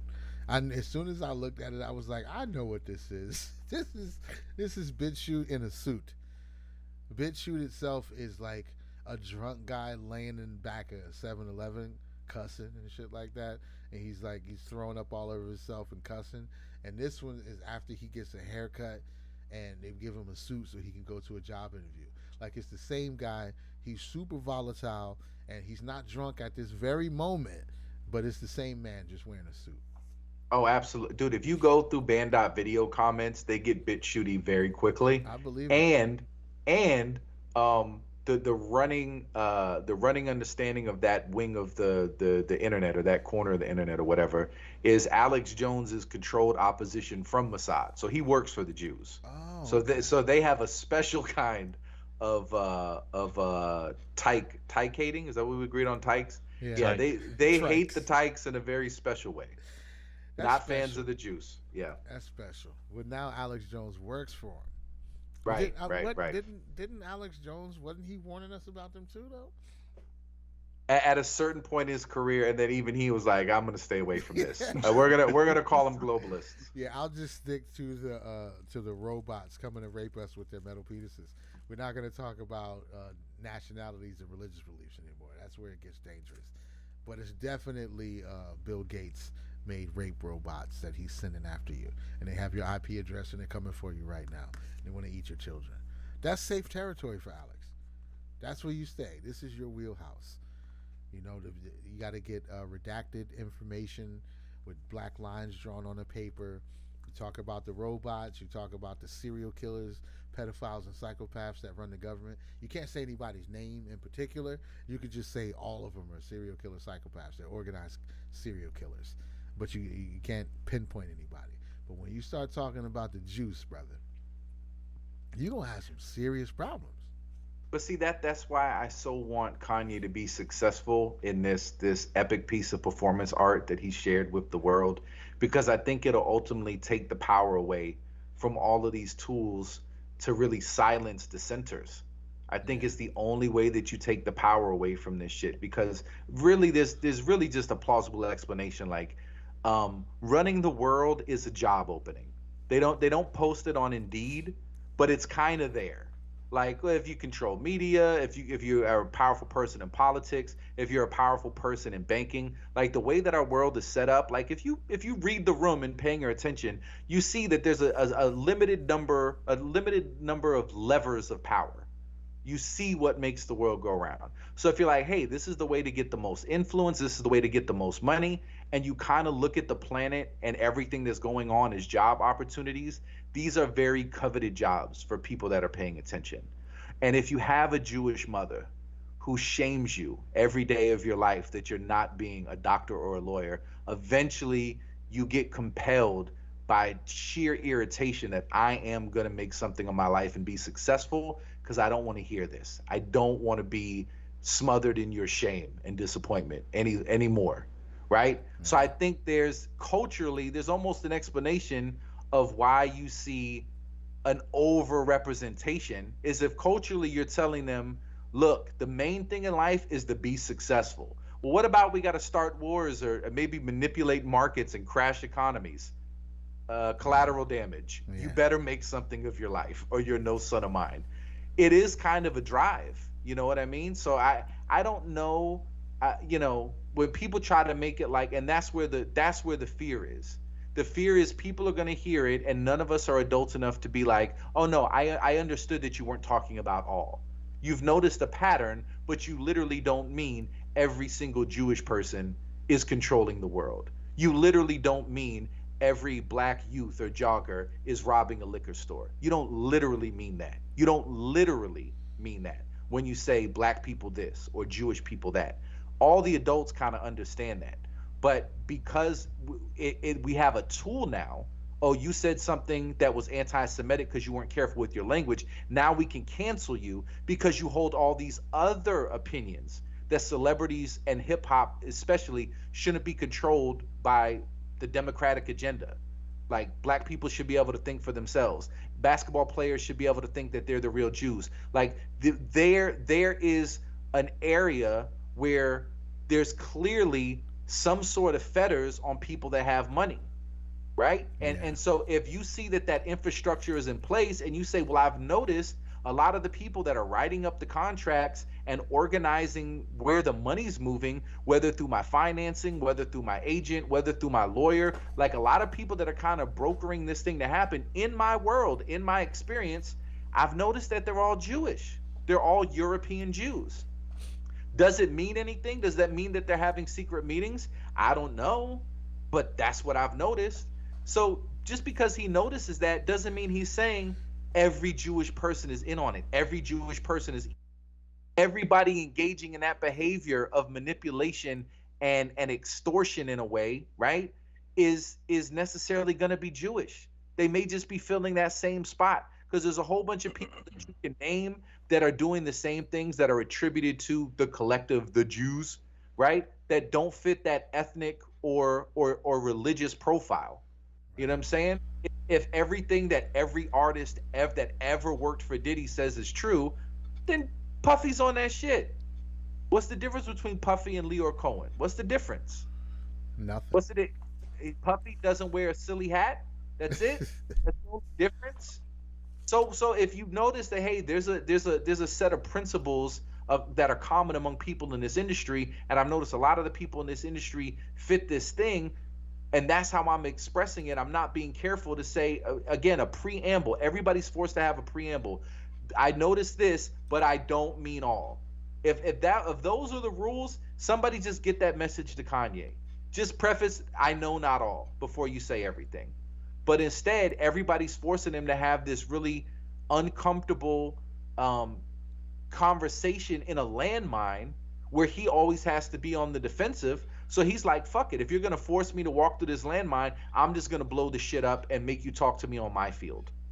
Right. That's it. As you should. And as you should. And the way people close ranks, the way they decide to deal with any type of scrutiny, all of that stuff just feeds back into the shady, behind the scenes powerhouse idea. Because you can't claim that those allegations are untrue when your response to the allegations is to unplug somebody's whole life. The fact that you're able to do it and the fact that you're willing to do it, both of them. I mean, I think most people are willing to cancel you over nothing now. Like, I think if you get the wrong order at a fast food place, most people are willing to completely destroy that person's life. Like, you know what? I want you fired. You're not going to have a job. Like, it don't take a lot to piss people off and for them to take action in a way that could affect your real life negatively. Like, I don't want you to be able to work and make money no more because of something you said or something you did to me. I feel slighted in some kind of way, so fuck your entire existence. That seemed to be what most people do. But who has the power to really do it? Especially when it's not anything super egregious, like you physically did something to somebody or you created some big. That's not what's happening here. This is a person asking questions like, how come this is like that? They're like, destroy him. and you know what? And the reason why he deserves so much love and support, and why I think people are stepping up to support him, is because what he's saying is resonating with people, even if they don't agree with how he's framing it. Right. It just, in his world and in his mind, he's come to the Jews. And when you're on that Farrakhan black conspiracy theorist route of knowledge of self, when we talked about this in previous episodes, you're gonna make a stop there. You're gonna make a stop at maybe it's the Jews. And it's the same thing for white dudes who are like, the government is controlled by Masons and they're in our brains and they're controlling us and they're all Satan worshipers eating babies. They eventually get to the same place too. Right. Like, I've noticed all of these things in these certain areas of power, and the people that are influential, a lot of them got some Steens and Bergs in their name. And they Definitely go down. Going to work out to use that against a sticky situation in the zombie apocalypse. Blame shit on the Jews. Well, by the time you get to a zombie apocalypse, I think we all know who's responsible. I think then it's clear. Then there's no more debating. It's just an accepted truth at that point. Once you get to 28 days later, you don't need to mince words anymore. But it's not how necessarily everybody would say it. So everybody's not agreeing with the anti-Semitism, right? But everybody's agreeing that there is a they. We don't know exactly who the they is, what it consists of, but we've seen enough cause and effect, and we've seen how people are targeted and how ubiquitous and calculated it is when it happens, right? All of the platforms dropped Alex Jones all at once. All of these people got purged from Joe Rogan's episodes when he went over to Twitter. All of these people got wiped off social media. Like, we noticed that there's a they. All of these people were targeted by the FBI. All of these people were targeted by the IRS. There's definitely a fucking they. And we're not mad at Kanye because he framed it the way he did, because it sounds bad. And so the only thing we can say against him is, look, the fact that FBI agents are threatening to drug you if you don't tell people to think a certain way, that they're sending you texts threatening to have you locked up, that there's doctors that are saying, I'm willing to medicate you because you're not falling in line, and that this story follows a lot of celebrities. Britney Spears was institutional. All these celebrities that go crazy, supposedly, that have, get caught running around with guns and jogging suits, right? All of this crazy shit that goes on. And then you find out, this isn't even a matter of debate anymore. there are people that are set up at high levels of influence and power that are there simply to manage the people that are creating wealth and influencing culture. And so when you went on Twitter and those were your friends, hey, it's my favorite celebrity. What do they think? What do they say about COVID? What do they say is true? What are they saying about who I should vote for? Oh my gosh, they're all saying the same thing. I might as well just do that. What a great fucking tool for the FBI, for totalitarian governments, for corporations that want you to think you live in a place where you got freedom of choice, but really it's just all engineered consent. So it's not a debate whether that exists. He revealed it. That's important. And we're throwing all of that revelation away because he said some shit that sounds mean to European Jews. Because European Jews, our feelings are hurt. Our feelings are hurt, so all of that shit is invalidated. No. So that's why we have to make it a point that we don't give a fuck about parsing out the language correctly. That can no longer be a tool in how we exchange information or how we can train ourselves to be receptive to information. We can't let them continue. And again, I don't know who they is. Call it whatever the fuck you want. There's definitely a they. I don't know what their symbol is. I don't know what their logo is. I don't know what their secret power is to getting control over spirits, whether it's raping children or eating babies. I don't know. I wasn't at the meeting. I'll give the but it exists. Right? They is the robots. They is the robots in Runaway. That's they. No, I think there's no denying that they exist. There's multiple theys. That's what we're missing. Is that I think a lot of people assume that when you look behind the front, you're gonna see a unified front of organized psychopaths and serial killers and pedophiles and all that shit. That's not what's happening. There's just as much going on behind that curtain as there is out here. There's multiple theys. The they that we're discussing right now is probably not involved with some of the shit that the other they is involved in. I don't know how many of these people, other than, well, actually the link between the two theys is probably Epstein, which is interesting. Because he was also a small hat and built a temple on his island. That's one they merging. He's the go-between. He's the go-between, I guess. But they're all doing wild shit back there. They all have their concentric circles. Some of them connect, some of them don't. But they all are the people who are benefiting from all of the chaos going on out here. All of the shit we get caught up in, all of the Democrats and Republicans and the Reds and the Blues and the Libertarians and the whites and the gays and the straights and the cis and all of that, all the shit that keeps us busy, they benefit from all of that. That's who the they is. Anybody who benefits from the confusion of everyday society, that's they. The people who have a vested interest in us not seeing eye to eye, us not learning to understand each other, those people. The people who invest in private prisons and who incentivize crime, because if crime goes down, my prison gets closed and we can't have that. That's they. Those motherfuckers. And the problem is, if you really drill down into it, and I know how this is going to sound, and there's a whole bunch of, anarchists and shit like that that's going to get pissed right now. But the truth is, that's just what humans do. It's us. Yeah, the they is us. The they is us. You give the average person who's complaining about the government, complaining about what billionaires do with their money, just make a reality show where you give him $50 million and see if he's not spitting on a homeless guy in a month. The same person who says Bill Gates, you should take all his money and give it, he's trying to wreck the world. Put on his portfolio, yeah, we're going to buy up all the farmland and we're going to buy stock in Roundup. They'd be like, good investment. I like it. Sounds Listen, within 3 weeks, he's gonna be in a grove jerking off and eating a baby's face in front of an owl statue. Yeah, that's what's gonna happen. And if you think not, how did we get here? How did we get here?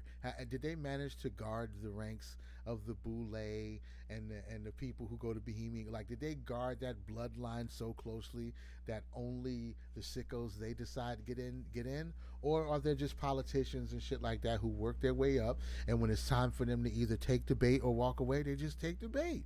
They swallow it whole. They start early probably. They don't even have to wait until he's in position. They went to college together. They did a devil's triangle together. That's who these people are. And it's just us. We don't want to admit that. But it's just us because we outnumber them 500 to 1. But, we can't agree enough to tear nothing down. You don't want to flip the system over. Nobody wants to pull the roller coaster down. You just want to ride it. Because we could pull it down. We could just pull it down if you wanted to. Logistically, we could pull it down. Unless America, the government would have to just like drop a nuke in D.C. or some shit like that. But if you wanted to, shit could change by force. Or it could change by example because people could just exhibit different behaviors. They could treat each other differently. You wouldn't have to put on a helmet to open Twitter. Right. We're not. We haven't demonstrated in the freedom that we have that given the opportunity that we would do any better. No way. Because if we were, culture as we influence it would reflect much better. But as it stands, what our appetites are for, what our interests are, what gets our attention, and what we're willing to invest our time in, looking into or changing is very shallow, for sure. All of us. That's just the truth of it. That's the absolute truth of it, and that's why that concept is so beautiful. It's because that would be one of the strongest ways that humanity could start taking responsibility and accountability for the position that we're in, how we got here, and why we can't seem to dig ourselves out of this supposed hole. It's because complicitous. That's why. It's weaved into your experience so seamlessly. All you have to do is just live everyday life. You don't have to, you don't have to be part of it. You don't have to help anybody sex traffic. You don't have to freaking, help a pedophile throw a kid into a van. You don't got to do none of that. Just go buy a pair of Nikes. I mean, what's the difference when it really comes? World country. When it really comes down to it, what's the difference? Listen, the oppression, the child trafficking, the tiny achy slave hands. Donate to UNICEF.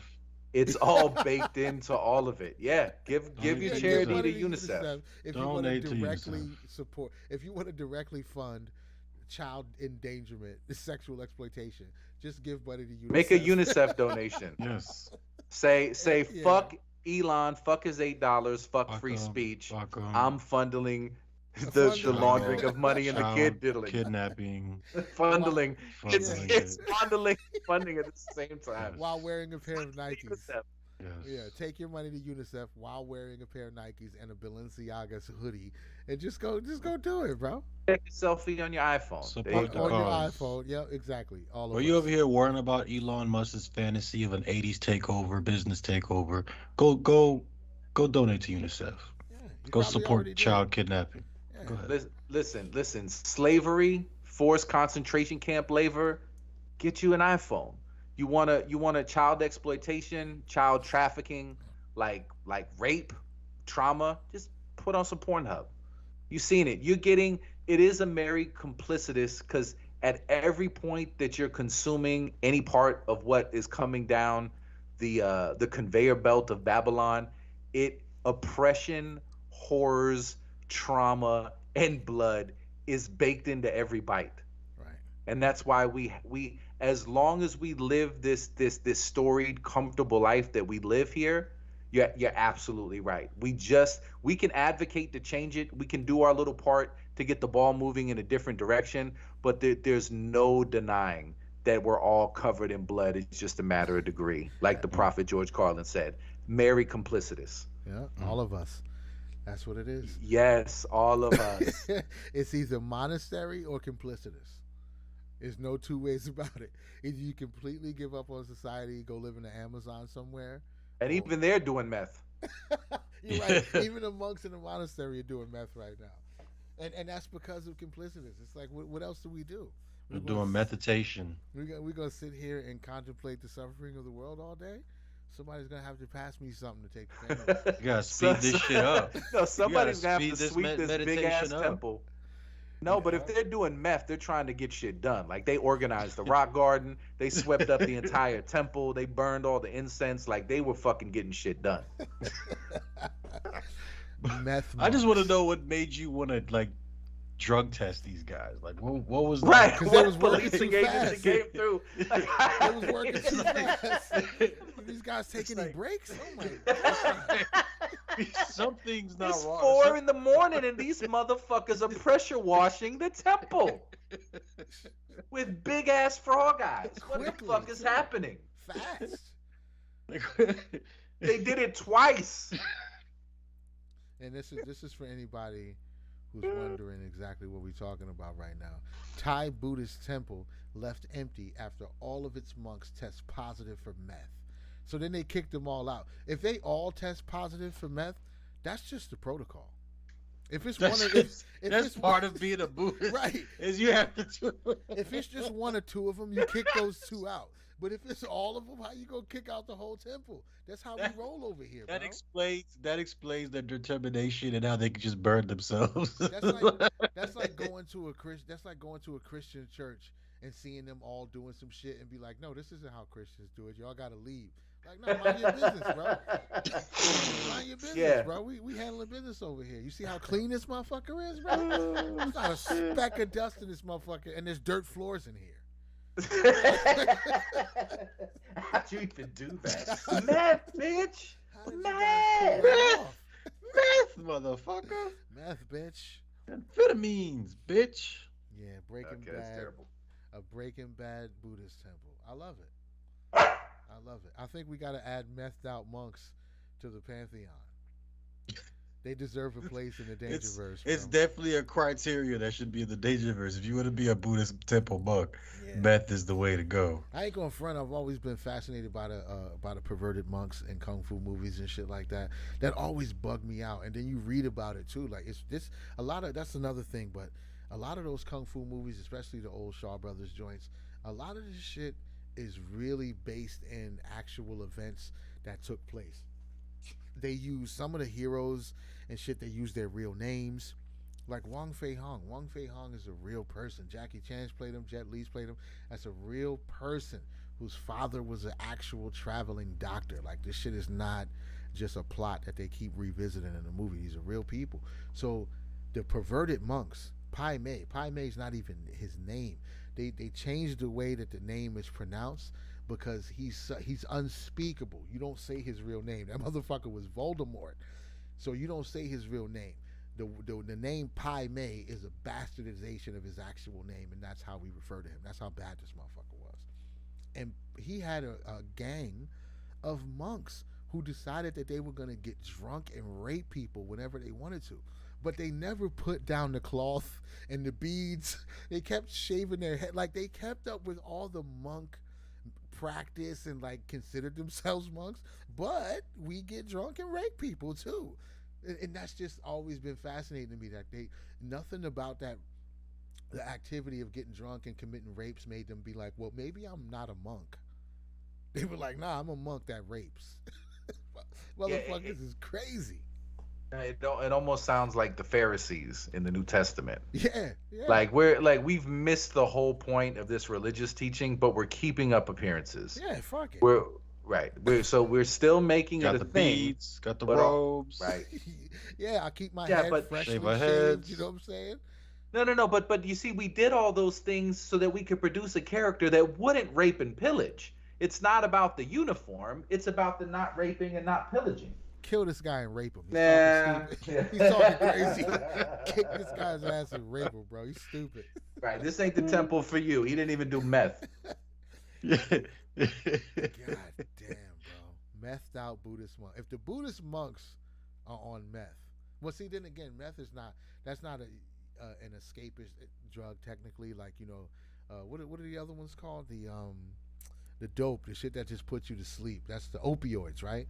Mm-hmm. So opioids and amphetamines are like opposite ends of the scale, obviously. So if downers. If you're taking methamphetamines, that means they're trying to get busy. Maybe they're trying to discover a new form of kung fu, or some shit like that. Or like, who knows, bro? Let them do their meth. And if you had to be a guest at the meth temple or the opium temple, you'd much rather go to the meth temple. That's going to be a nicer stay. Dude, I'd love to hear the mantra chants of the methed out monks. I just want to know when they were smoking the meth, like all day.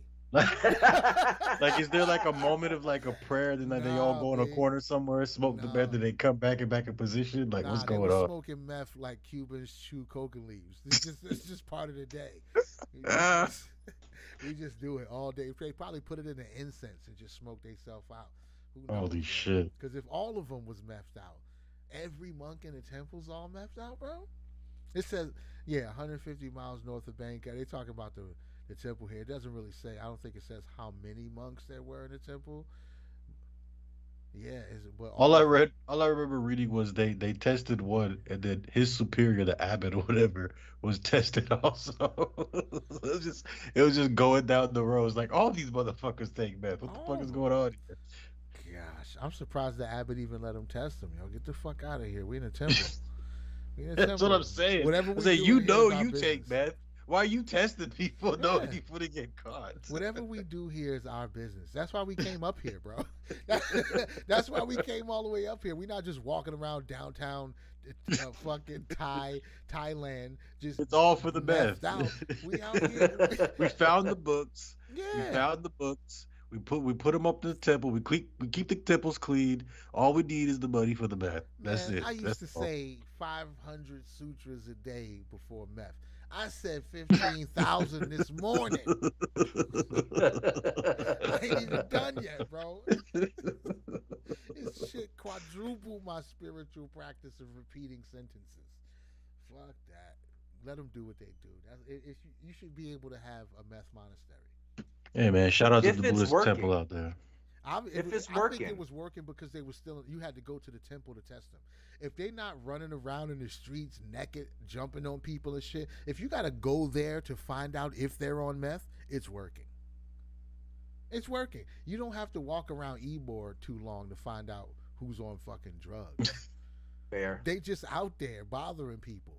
If you got to go 150 miles from Shanghai to a temple to test them for meth, you should have minded your fucking business. Asking for trouble. What are you doing out here? Mind your business. I don't give a fuck what they doing. I don't give a fuck if they doing buggery 8 hours a day. So what? It's a day at the temple. Who says what the portal is to enlightenment? How do you know it's not 6 hours of meth usage a day? Who says? Who says? Who says it's not marrying 15 different women and getting them all pregnant at the same time? Who says it's not? You can't. You don't. Hey. I gotta know. I gotta know. I just gotta know more to this story. I want to know if there was any signs. Like if it was, everything was peaceful. They were the most orderly, happy, productive, effective. When we crunched the numbers, this was the most Buddha temple that we had, and so we just got suspicious of how good they were. So that's why. Hey, we got some perverted monk stories. Apparently some babies have been eaten. What's going on up there? Like, I want to know what prompted them to go there and test them. This was it. Like, what led to this? It says the monk's personality and behavior gave them away as drug users. Some villagers had tipped him off, telling him to check on the temples in the community. So people was hating, basically. People was hating. And this is funny. When I inspected the Abbott's shelter, I was stunned because it was a mess. The fucking nerve of you. The fucking nerve of you. Oh, the Abbott's shelter was a mess. Do you know what it takes to be a fucking abbot at a monastery? Oh, his quarters were messy. So what? What if that's the new path to enlightenment? What if it's not being clean and meticulous? What if it's being messy? Why I don't understand why people would invade on their space to stop them from doing anything that they're doing when they're in a monastery. This isn't your business. You come here, you give us a donation, you burn an incense, and you walk away thinking that you did some good karma. That's our transaction. Get the fuck out of here. Mind your business. Yeah, it doesn't matter if we're doing meth. And it is super judgmental for somebody who's all this shit was like put together by IKEA, right? And he's having to like crack open bamboo twigs and fucking hay and stones and making a bed. And it's not like he did that in your apartment building. If the guy next to you in your apartment building starts dragging in big ass straw hay bales and shit, like, hey, this dude's being weird over here. But no, I'm 150 miles outside of town. He's literally in the middle of nowhere. Right, and you going out there to judge his surroundings and his drug usage. Fuck you, bro. Fuck you. Whoever had anything to do with drug testing those monks, you just fucked your karma, bro. You got Yeah. you just fucked yourself. You coming back as a praying mantis, bro. Yes, Narc. bad energy coming. It's fucking crazy. Yeah, that's pretty unbelievable. lame. Yeah, but yo, it's monks. Let them do what they do. I say give the monks their meth. Give the monks back their meth. New charity idea, Meth for Monks. Donate Meth for today, monks. 501c3. Do you know that dozens of monks around the world are not getting their daily allotment of meth because of new oppressive legislation and the lack of meth dealers in their area? For $25 a month, you can sponsor a pilot to drop meth right into the heart of Tibet and Taiwan and every remote area on the planet where monks do not have meth. I would give to that before UNICEF. Absolutely. 100%. 100%. I would rather give monks meth than funneling. Fuck funneling. Yes. No, we're not doing that. And also, fuck you if you think you get to live within the comfort of society while scrutinizing the people who decided to leave the comfort of society. Abandon it. Completely Right, abandon true. it and organize their lives in a way that they see fit 150 miles away from society. You get to drive out there and be like, yo, your room's messy. Get the fuck out of here, bro. Piss in this cup. I don't like the hatch work on your roof. Piss in this cup. Right. You're talking too fast. Right. So you can go back to town and buy clothing made by slave children. Yeah. I'm out here wearing a one-piece garment on a dirt floor chanting sutras. If I decide to do a couple rails, that's my business, bro. It's my life. It's my meditation. He should have opened the monk door and raised his hand and said, all of us. Right. Just stop that dude in his tracks. Yes, all of us. Get the fuck out. Goodbye. Yeah, we did some meth. Go buy your slave shoes. Do it. Yeah, we accept donations, not criticism. Mm. That's how we roll over here. you know what you need to do? You need to make like little inspirational shits, like this accessories, like for monks. we accept donations, not criticism. Like little cute quiche kind of shit that people hang up. You know how there's industries that do that for like every kind of dude. You need to be the maker of like inspirational phrases for temples, bro. That's great. That's we right accept donations, not criticism. Keep that. Hold it. You can go back to town and talk about it. Go when you done here. Tell everybody in town about it. There's Right. another one. Like when you leave. Go back to town, buy a $7 cup of coffee, and talk all the shit you want. You don't get to talk shit here, B. Get out of here before we fuck you up. Oh, dude. Get out Tell here your before we friends at beat your ass, Starbucks. bro. Yeah. That's great. Yeah, I ain't mad at the monks, bro. I think they should get their meth back. That's beautiful. Yeah, because at first I was a little bit confused, but now that we've dug into it, I think they were done wrong. How you gonna fire them for minding their business? But who even fires them? Like who's in charge? Like who comes here? Like was they it don't another even- monk? Because if it was another monk, it's like, come on, guys. Come Dude, on. they don't. But Buddhists don't believe in a deity, so there's not really a supreme authority. Like those monks would have been well within their rights to be like, nah, fuck that. No. And just start setting it Like off. they can't pray in the temples. Like this is what they learned to Bitch, smoke meth.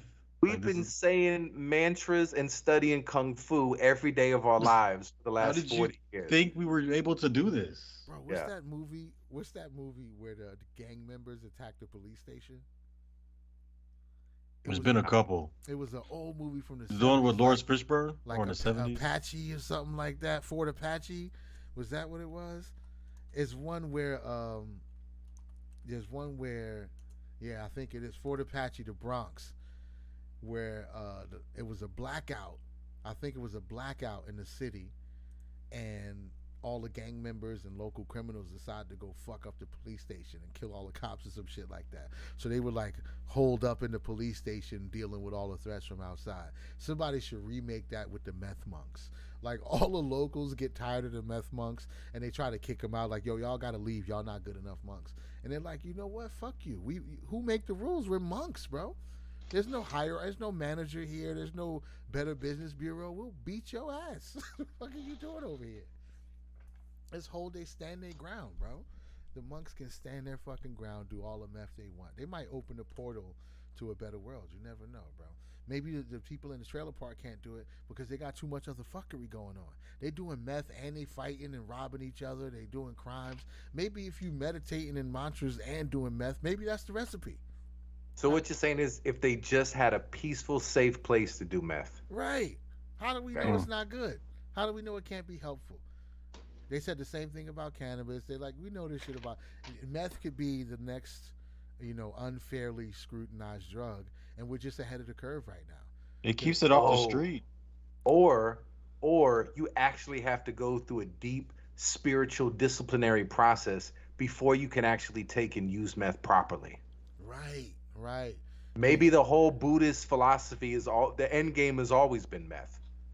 Like, let's get enlightened so we can handle this shit. Right. They tried it before, opium was around before, but opium went the opposite direction. It's like, no, opium takes you down. We need meth. We got to be up, clean this temple, power wash the walls and shit, fucking do all of that. And at first they started, living in trailer parks and sleeping with each other's wives and fighting each other on Jerry Springer. But eventually the Buddhist teachings got such and the discipline got so good that they actually became, through their mantras and their discipline, ready to actually use meth productively. And that's the problem in the trailer parks, is they got the meth first before they got the teaching and the enlightenment. Right. And that's why it brings the destruction. They haven't prepared their vessel for the great meth. See, they might have just stopped the world from entering another period of enlightenment by stopping these monks from doing meth. The great methaning. The great methaning that was prophesized about from old. The great methaning. See, everybody thought it was some kind of weird substance, manna from heaven. We didn't know what it was going to be. But it was meth. Crystal meth this whole time. Humanity forgot how to bake it. Oh, shit. And that's why it keeps reaching out to us from the simulation. Breaking Bad, one of the most popular shows on television. Take me, bro. No, but I'm going to lose all my teeth. It's because you're not enlightened yet, bitch. Get enlightened first, and then look what we can do. Walter White's bald-headed like a monk. It was all there. Everything's there. Like, we need to get the meth into the hands of the monks. And damn. See, we fucking up, bro. We fucking up. I say the monks stand their ground. I'm about to find a way to donate some meth to the monks. Listen, divert all the money from Ukraine and arm the monks. Yeah. Let them protect their temple and meth. That's right. Yes. That's right. Give them meth and AK-47s. As long as they're not going to town sticking people up, if they continue the same protocol just by staying in the temple minding their business, and they got the AK-47s just in case some snitches want to hate, hey, listen, I ain't mad at them. Give the monks the power, yo. All power to the meth monks. Dola, may it be so. Let it be so. But yeah, man, I'm going to wrap it up, brother. It was good talking to y'all tonight. I'm glad everybody had some time to spend on these most important deep dives into this wild-ass simulation that we exist in. I definitely appreciate y'all, brothers. I'm going to go grab me some grub and enjoy the rest of this evening, man. I'm going to watch me a meaningless movie, as I usually do. Just make some art and watch a meaningless movie. Gingerbread Jews for Yay 2024. The Holocaust was a choice. Yay 2024. And that was said by a person who's allowed to say it, so you can't cancel us. Yep. Can't cancel it. Right. But yeah, y'all enjoy the rest of the night. I'm sure we'll be talking soon. I'm going to be cooking some stuff up over here. Next time we get a chance to build on some of this storyboard, we can take another step towards launching this complicitous ad campaign. Beautiful. Always a pleasure, gentlemen. Amazing. Absolutely. I'll talk to y'all brothers soon, man. Peace. Bless.